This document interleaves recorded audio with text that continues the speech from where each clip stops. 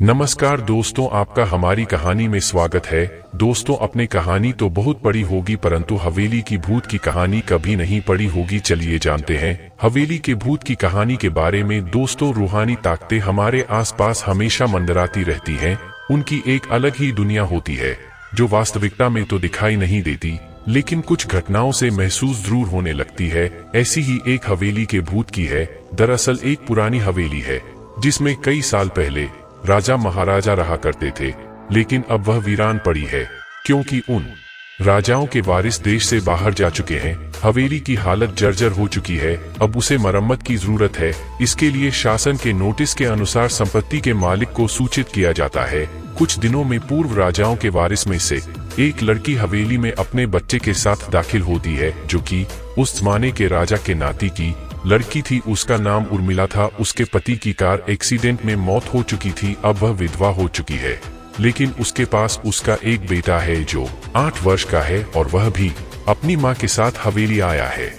हवेली बहुत विशाल थी, इसलिए उसकी साफ सफाई के लिए कई मजदूर बुलाया गए जिन्हें चप्पे चप्पे की सफाई करने का ठेका दिया गया। किसी को नहीं पता कि हवेली के कोने कोने में कितने खूनी रहस्य छुपे हुए हैं। उर्मिला के आने के बाद हवेली की हवा रूहानी होने लगती है। ऐसा लग रहा था मानो कोई वर्षों से इंतजार कर रहा था इस हवेली के वारिस का।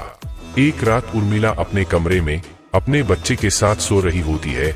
अचानक उसके खिड़की से एक पक्षी टकरा कर मर जाता है। यह घटना अपने आप में असामान्य थी। पक्षी टकराते ही उर्मिला की नींद खुल जाती है और जब वह लाइट जलाकर देखती है तो डर से चीखने लगती है, क्योंकि उस कमरे की खिड़की से एक पक्षी फंसा हुआ था और उसके शरीर से खून की बूंदें फर्श पर गिर रही थी। नजारा इतना भयावह था कि वह अपने बच्चे को उठाना नहीं चाहती थी, लेकिन उर्मिला हिम्मत करके उस पक्षी को खिड़की से बाहर फेंक देती है। लेकिन इसके बाद उसे रात भर नींद नहीं आती और वह सुबह तक जागती रहती है। दरअसल वह जानना चाहती है कि यह किसी की शरारत तो नहीं। सुबह होते ही वह अपने यहाँ काम कर रहे मजदूरों से जाकर कहती है कि रात को मेरे कमरे की खिड़की पर कोई पक्षी आकर टकराया था और तुरंत मर गया। क्या तुम लोगों में से किसी ने यह हरकत की है? क्योंकि पक्षी खुद ब खुद तो खिड़की से नहीं टकरा सकता।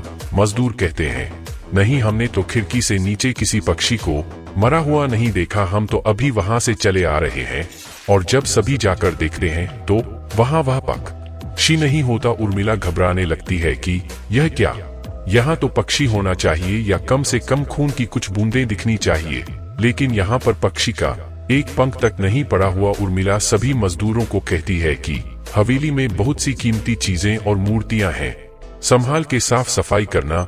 मजदूर अपने अपने काम में लग जाते हैं। उर्मिला अपने बच्चे के साथ कमरे में टीवी देख रही होती है कि अचानक हवेली की छत से एक मजदूर नीचे गिरता है। उर्मिला को अचानक लोगों की आवाज सुनाई देती है। वह भागकर खिड़की से नीचे देखती है तो एक मजदूर की लाश पड़ी होती है।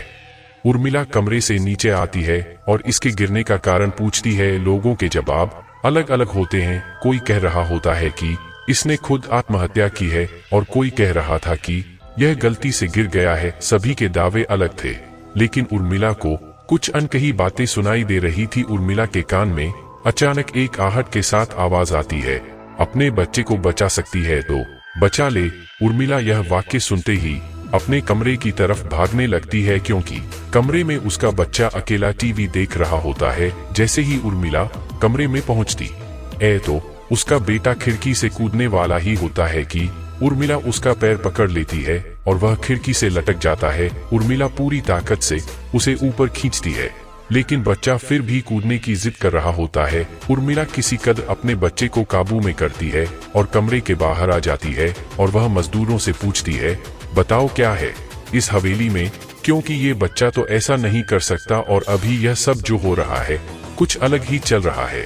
तभी एक बूढ़ा मजदूर उर्मिला से कहता है, बेटी, ज्यादा जानना हो तो अपने पूर्वजों की कहानी पढ़ो, तभी तुम्हें इस हवेली का इतिहास पता चलेगा। इस हवेली की कहानी की किताब इसी गांव के सरपंच के घर में रखी होती है, जो कि बहुत साल पहले मर चुके थे, लेकिन अब भी उनके बेटों के पास वह किताब मौजूद थी। उर्मिला सरपंच के घर पहुंचती है और किताब ले लेती है। किताब पढ़ते ही उसे पता चलता है कि इस हवेली में एक नौकर नौकरानी भी थे, जिनके बीच में बहुत प्यार था और वह कई सालों से हवेली की सेवा कर रहे थे। लेकिन एक बार रानी के शाही गहने चोरी हो गए और उसके शंका में राजा ने नौकरानी को चोरी की सजा दी और उसे जिंदा दफना दिया गया। उसके गम में उसके पति ने भी अपनी जान दे दी और उसके 1 महीने बाद ही उस राजा ने अपनी ही तलवार अपने गले में घुसेड़कर आत्महत्या कर ली। उसके बाद छोटे मोटे हादसे हवेली में होने लगे, जिस वजह से यह हवेली हमेशा के लिए बंद कर दी गई। कई सालों के बाद वहां कोई आया है, जिससे वहां रहने वाली आत्माओं को मौका मिल गया फिर से बदला लेने का। उर्मिला हवेली का रहस्य जानकर यहां से जाना चाहती है, क्योंकि उसे अपने बच्चे की चिंता है। इसलिए वह रात में ही कार लेकर एयरपोर्ट के लिए निकल जाती है। अचानक रास्ते में उसकी कार का एक्सीडेंट हो जाता है और कार पलटकर उल्टा हो जाती है, लेकिन दोनों को कोई नुकसान नहीं होता। उर्मिला अपने बच्चे को बाहर निकाल लेती है और सुनसान सड़क पर भागने लगती है। रास्ते में उसे एक कार आते दिखाई देती है और कार रोकने के लिए उर्मिला सड़क के बीच में खड़ी हो जाती है और अपनी मदद के लिए चिल्लाने लगती है। तभी अचानक कार वाला आकर कार का ब्रेक लगा देता है। उर्मिला पास जाकर देखती है तो उसकी हिम्मत बढ़ जाती है, क्योंकि यह एक पुलिस ऑफिसर होता है। उर्मिला हड़बड़ाहट में उसे अपनी बात कहती है और रोने लगती है। पुलिस ऑफिसर उन्हें अपनी गाड़ी में बैठने को कहते हैं और रोड में जाने लगते हैं। रास्ते में एक बूढ़ा सड़क पर जा रहा होता है और इनकी कार के सामने आते ही रोड पर गिर जाता है। पुलिस ऑफिसर गाड़ी से उतरकर उस व्यक्ति को देखते हैं। बूढ़ा व्यक्ति बेहोश हो चुका था। पुलिस ऑफिसर उसे गोद में उठाकर अपनी गाड़ी में पीछे बैठा देता है और अस्पताल के लिए चलने लगते हैं। अचानक उस बूढ़े व्यक्ति का हाथ पीछे से पुलिस ऑफिसर की गर्दन तक पहुंच जाता है। पुलिस ऑफिसर छटपटाने लगते हैं और अचानक गाड़ी का ब्रेक लगा देते हैं। गाड़ी की स्पीड कम होने की वजह से कार वहीं खड़ी हो जाती है और ऑफिसर अपनी गन निकालकर बूढ़े की तरफ निशाना लगाकर गोली चला देता है। बूढ़े की सर में गोली लगने से भी उसकी जान नहीं जाती है। महिला और पुलिस ऑफिसर दोनों समझ चुके थे कि यह कोई भूत है। भूत को देखते ही उर्मिला अपने बच्चों को लेकर बाहर निकल जाती है और इसी बीच पुलिस ऑफिसर भूत की पकड़ से अपने आप को छुड़ाने में कामयाब हो जाते हैं। पुलिस ऑफिसर के बाहर निकलते ही तीनों बाहर रोड से भागने लगते हैं और कुछ देर भागते हुए उन्हें सड़क के किनारे जगमगाती लाइट्स दिख रही होती है। पुलिस ऑफिसर उर्मिला से कहते हैं कि मैडम, यह एयरपोर्ट है, जल्दी चलिए। उर्मिला अपने बच्चों को लेकर एयरपोर्ट के अंदर पहुंच जाती है। एयरपोर्ट पहुंचते ही उर्मिला की जान में जान आ जाती है, क्योंकि पुलिस ऑफिसर की बहादुरी की वजह से उसके बच्चे की जान बच गई थी। लेकिन हवेली में भूतिया ताकतों का आधिपत्य अभी तक बना है और इसी के साथ खूंखार भूतिया कहानी खत्म हो जाती है।